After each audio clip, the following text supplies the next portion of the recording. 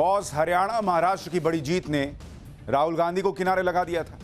दिल्ली की हार के बाद केजरीवाल सन्नाटे में, और अब सवाल यह है कि क्या मोदी शाह का नेक्स्ट टारगेट बंगाल है और क्या अब ममता बनर्जी का सिंहासन हिलने वाला है।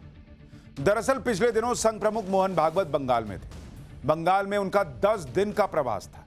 मोहन भागवत ने बर्दवान में रैली भी की। 16 फरवरी को बर्दवान में होने वाली संघ प्रमुख की रैली में अड़ंगा लगाने की कोशिश का आरोप बंगाल पुलिस पर लगा। मामला कोलकाता हाईकोर्ट गया। हाईकोर्ट ने रैली की इजाजत दी, तब जाकर रैली।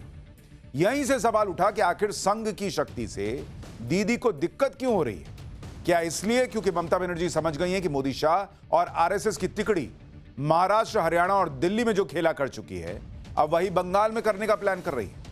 आज इस पर विस्तार से बात करेंगे। पहले यह रिपोर्ट देखिए।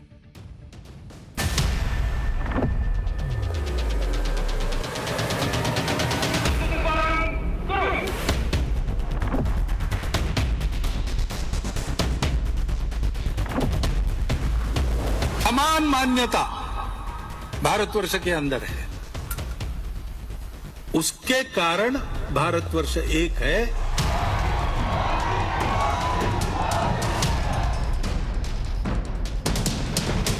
एक दिन पश्चिम बंगाल भी बांग्लादेश से जुड़ा हो जाएगा, क्योंकि जय बांग्ला बोल के पूरा विरोधी विपक्ष को कुछ रहा है।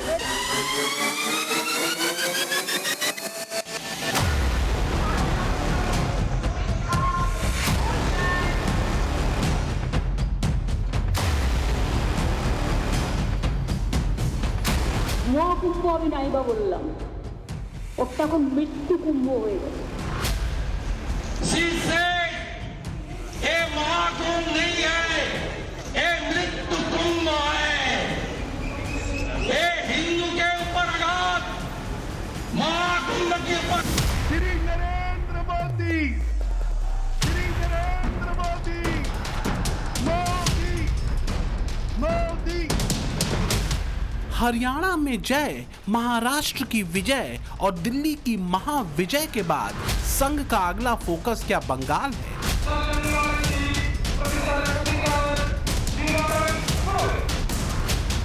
ममता दीदी के 15 साल के शासन के सूर्य का अब संघ की रणनीति से क्या अवसान होगा? मनुष्य अगर परिस्थितियों का दास है तो बंगाल से बाहर की परिस्थितियां और बंगाल में भीतर की स्थितियां क्या कोई संकेत दे रही है? खासकर तब जब गठबंधन के तमाम पैतरों के बावजूद महाराष्ट्र में बीजेपी को प्रचंड जीत मिली हो, बीजेपी हरियाणा का दुर्ग बचाने में सफल रही हो और जब 15 साल पुरानी केजरीवाल की सत्ता खत्म हो चुकी हो। जोरदार तालियों के साथ।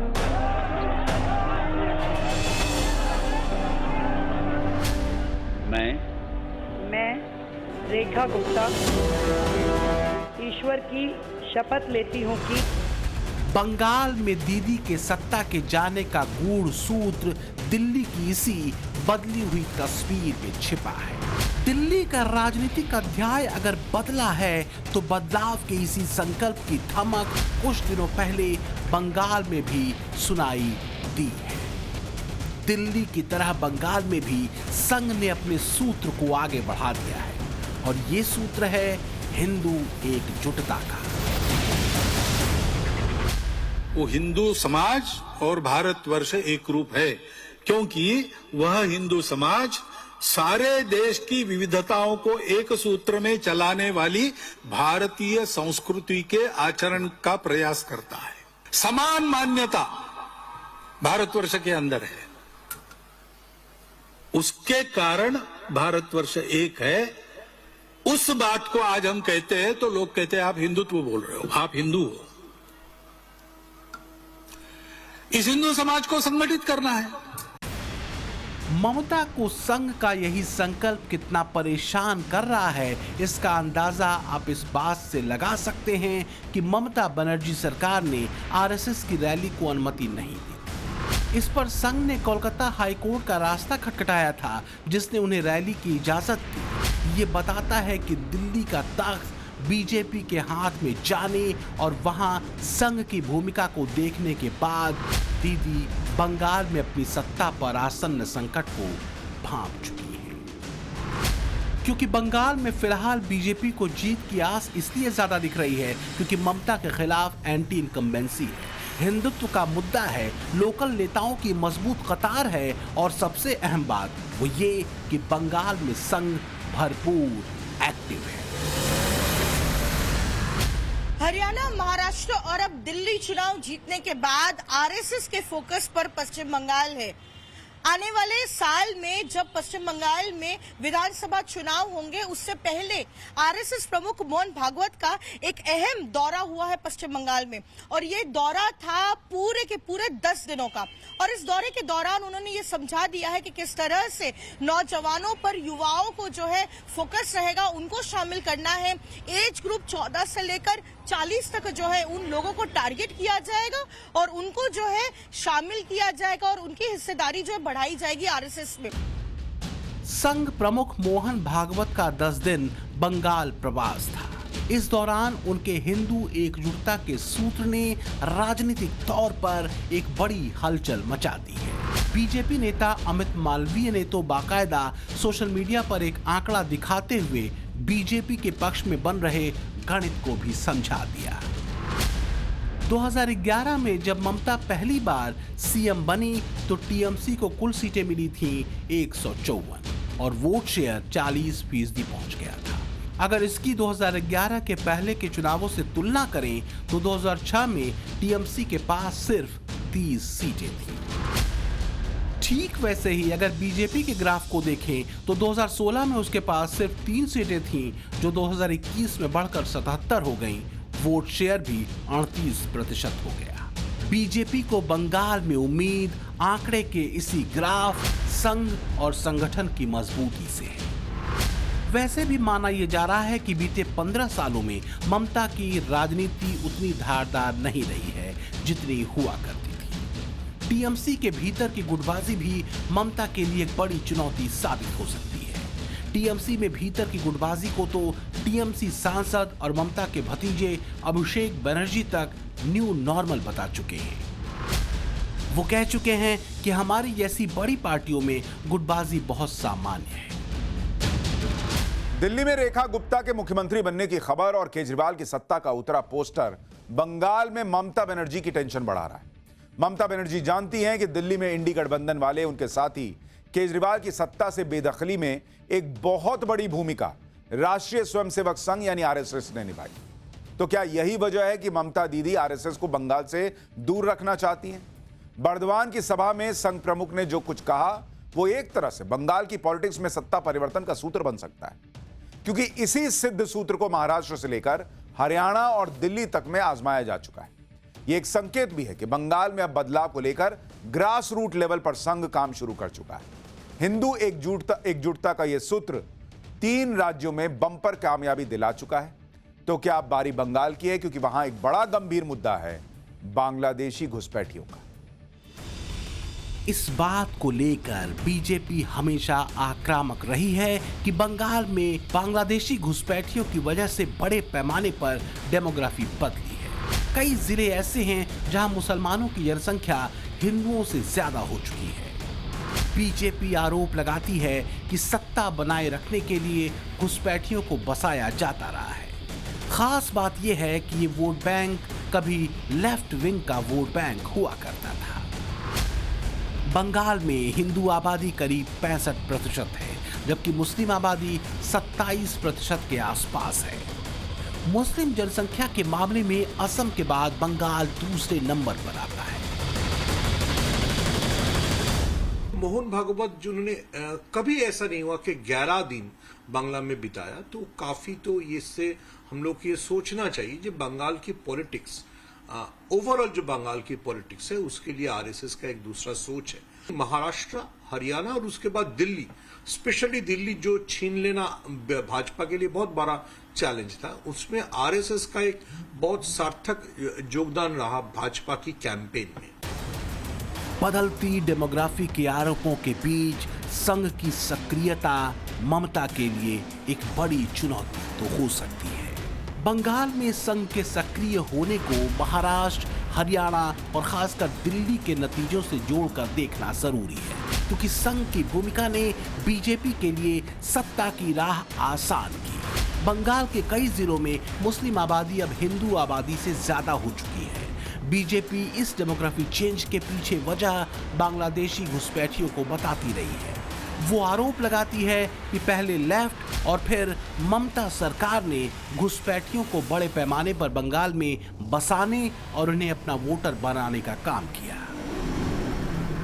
एक दिन ये पश्चिम बंगाल भी बांग्लादेश से जुड़ा हो जाएगा, क्योंकि जय बांग्ला बोल के पूरा विरोधी पक्ष को कुछ रहा है। ये सुन लीजिए, वहां पे इतना तुष्टिकरण हो रहा है, इतना तुष्टिकरण हो रहा है, इतना तुष्टिकरण रहा है। जो खड़ा है ना, इन लोग का भी इसके बाद 10 साल का बोलने के बाद खड़ा नहीं होगा। वहां पे मुस्लिम राष्ट्र का शासन चालू हो गया। सबसे बड़ी दिक्कत की बात यही है सर। बंगाल में संघ का एक्टिव होना क्या तुष्टिकरण के इन्हीं आरोपों को लोगों तक पहुंचा सकता है? और क्या संघ के इसी डोर टू डोर संवाद प्लान ने ममता को असहज कर दिया है? ममता की टेंशन ये है कि अगर बंगाल की 65% हिंदू आबादी अपनी अस्मिता वाली लाइन पर जागी तो फिर से सत्ता में वापसी का सपना चकनाचूर हो सकता है। हिंदू का संगठित होना बंगाल की राजनीति को राइट डायरेक्शन में मोड़ सकता है। संघ प्रमुख मोहन भागवत ने संघ के इसी लक्ष्य को कार्यकर्ताओं को अगले 1 वर्ष के लिए तो सौंप ही दिया है। कई प्रकार की बाधाएं आई होंगी, उन बाधाओं को दूर करते हुए सब लोग उपस्थित हैं। यह आग्रह क्यों है? संघ क्या करना चाहता है?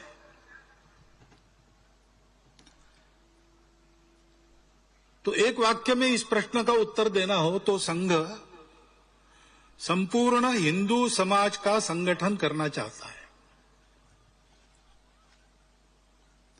हिंदू समाज का संगठन क्यों? क्योंकि इस देश का उत्तरदायी समाज हिंदू समाज है।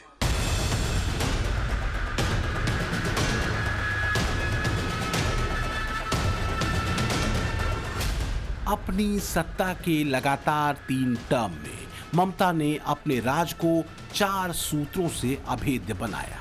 इसमें सबसे ऊपर रही है बंगाली अस्मिता, मां माटी मानुष का भावनात्मक नारा और भीतरी बाहरी का भेद। माना जाता है कि शुरू के 3 सूत्रों से ममता हिंदू वोट बैंक को अब तक बांटने में कामयाब रही हैं, जबकि एक तरफा मुस्लिम वोट बैंक तो उनकी सत्ता शक्ति का ओपन सीक्रेट रहा है।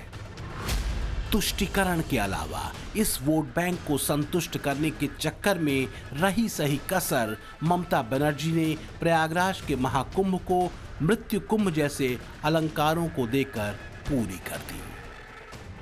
মহাকুম্ভ আমি নাইবা বললাম, ওটা এখন মৃত্যু কুম্ভ হয়ে গেছে।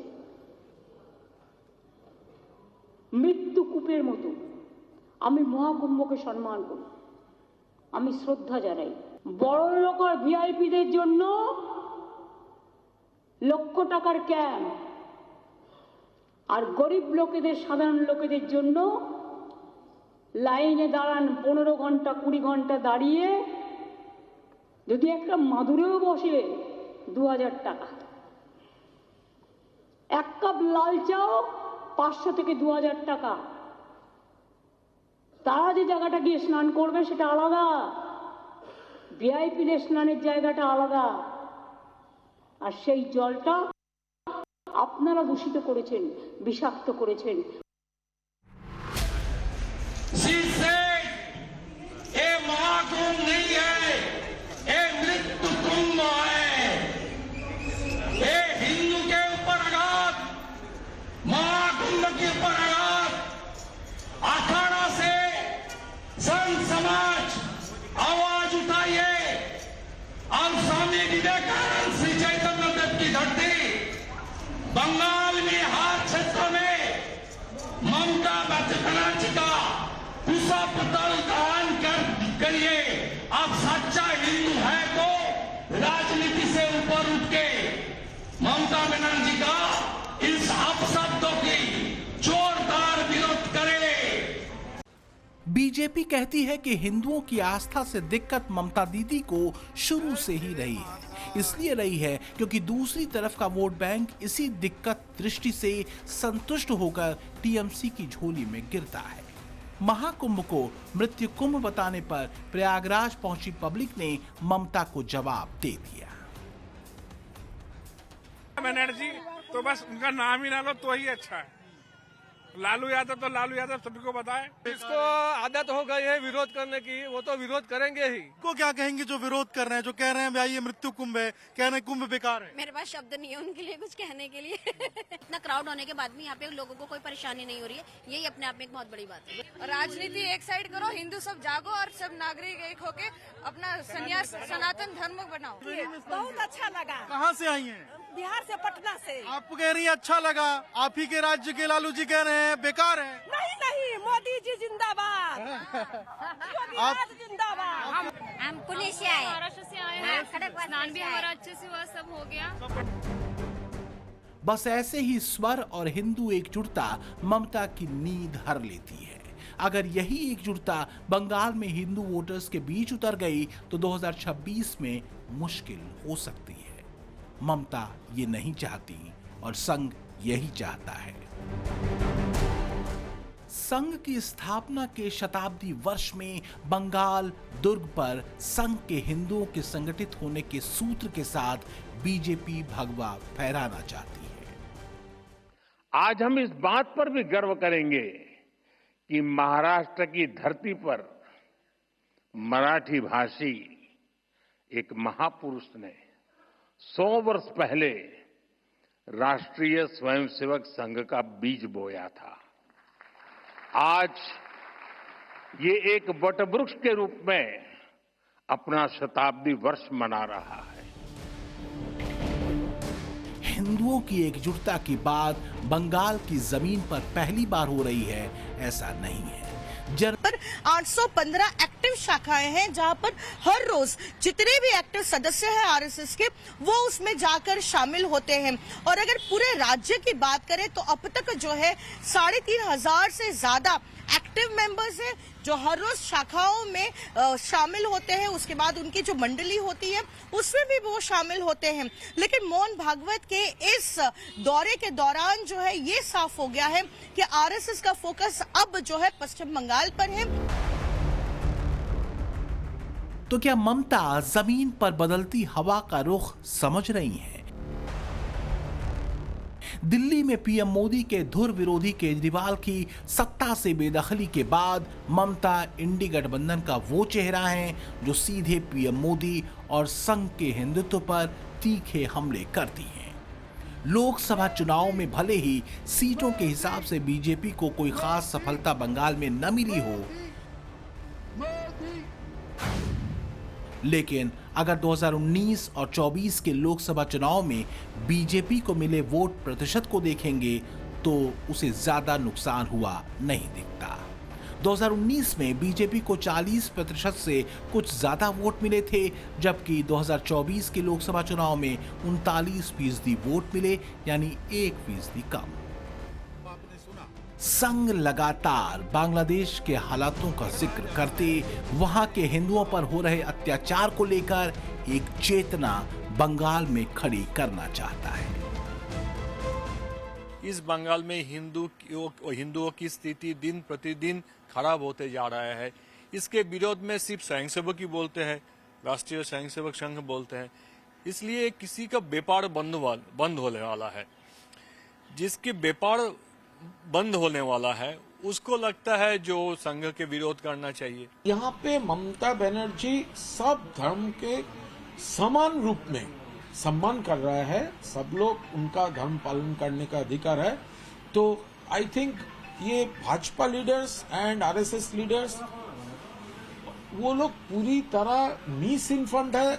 इसीलिए उनको जो फोकस, उनका जो लाइनअप, उनका जो प्रोग्राम्स वो कोई काम पे नहीं होगा। तो क्या ममता जानती हैं कि संघ की बढ़ती सक्रियता को अब हल्के में नहीं लिया जा सकता? एक तरफ ज्यादा झुकना कहीं दूसरे तरफ के लोगों में कोई गहरा असंतोष तो नहीं बना रहा? अगर संघ इस बात को लोगों तक पहुंचाने में कामयाब हुआ तो बाजी पलटते देर नहीं लगेगी। आदमी बीजेपी का पास रुपया लेके और वो कहते हैं कि मुस्लिम को वोट तोड़ देंगे।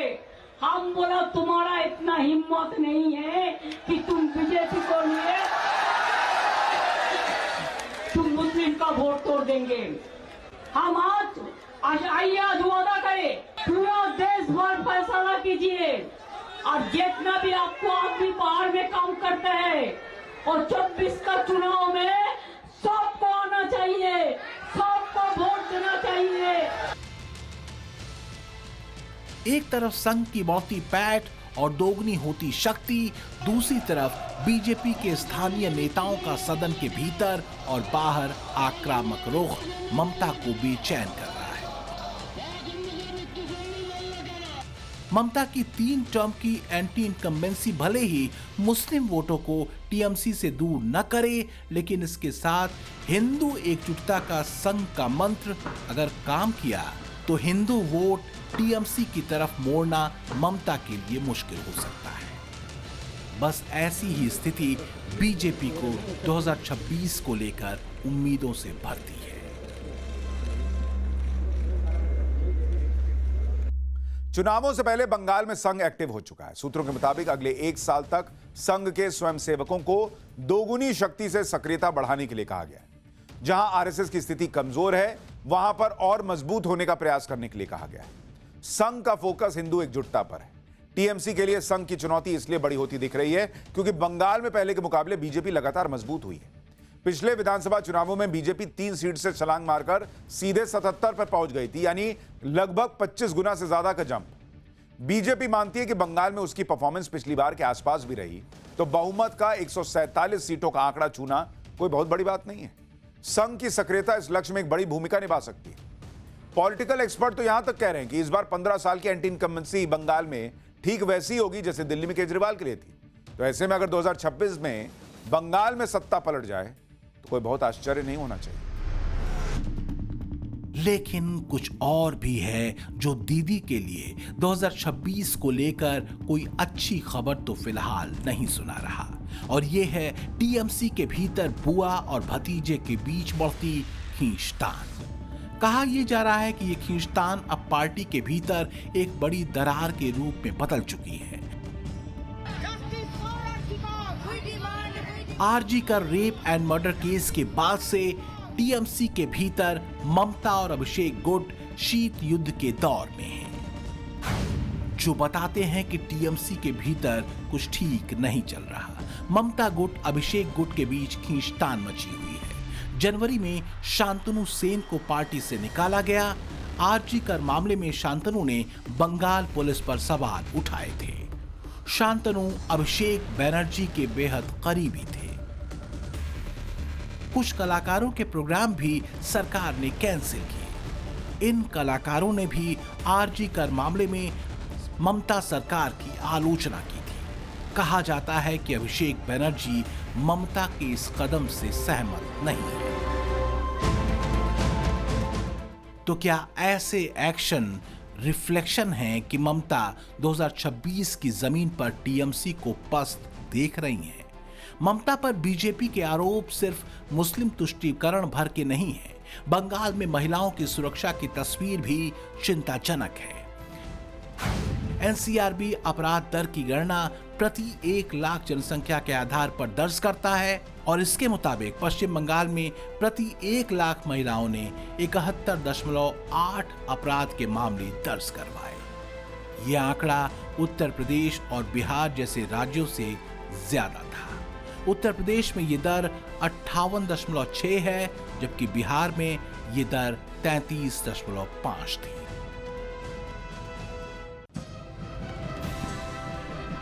चुनावों के 1 साल पहले संघ का कमर कसकर बंगाल के मैदान में कूदना, टीएमसी के भीतर की खींचतान और बीते 10 सालों में बंगाल में तैयार हुई बीजेपी के संगठन और आक्रामक नेताओं की फौज। ममता बनर्जी के लिए ट्रिपल टेंशन की वजह हो सकती है। हालांकि 2024 लोकसभा चुनावों के नतीजों के बाद तृणमूल कांग्रेस ने ऐलान किया है कि वो बंगाल में अकेले दम पर ही चुनाव लड़ेगी। बोल ही दिया ना दीदी ने, और हम लोग तो अकेले ही लड़े हैं। 26 तो अभी 1 साल बाकी है। हम लोग 21 में अकेले लड़े हैं, हम लोग 24 में अकेले लड़े हैं, हम लोग 19 में अकेले लड़े हैं, हम लोग 14 में अकेले लड़े हैं, हम लोग 16 में अकेले लड़े हैं। और अकेला लड़के हम लोग शानदार प्रदर्शन किया है, तो अकेले ही लड़ेंगे। दिल्ली में अकेले तो केजरीवाल भी लड़े थे, हरियाणा में भी कांग्रेस अकेले ही लड़ी थी, महाराष्ट्र में सब मिलकर लड़े थे, लेकिन कुछ न हो सका। खास बात यह है कि इन तीनों ही राज्यों में आरएसएस की सक्रियता और हिंदू एकजुटता के मंत्र को बीजेपी विजय का बड़ा सूत्र माना गया। महाराष्ट्र चुनाव से पहले संघ ने 1.25 लाख ड्राइंग रूम मीटिंग की थी। हरियाणा में 60,000 से ज्यादा ड्राइंग रूम मीटिंग की गई। दिल्ली में तो संघ ने 2 लाख से ज्यादा ड्राइंग रूम मीटिंग की। और अब बंगाल में भी हजारों कार्यकर्ताओं को माइक्रो मैनेजमेंट करने के लिए ड्राइंग रूम मीटिंग करने के निर्देश दिए गए हैं। तो क्या बंगाल में संघ के शंखनाद के बाद 26 की तस्वीर बदलने वाली है? ये सवाल बड़ा है। कोलकाता से पूजा मेहता और दिल्ली से हिमांशु तिवारी के साथ bureau report, times now, Navbharat.